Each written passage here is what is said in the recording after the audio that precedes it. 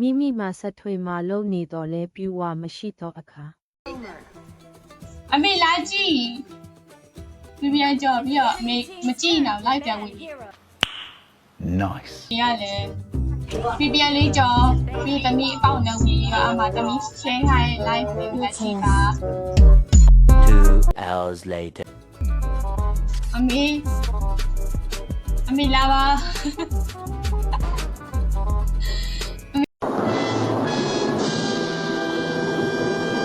လာပါပရိသတ်တယောက်တူကအမေလာပါ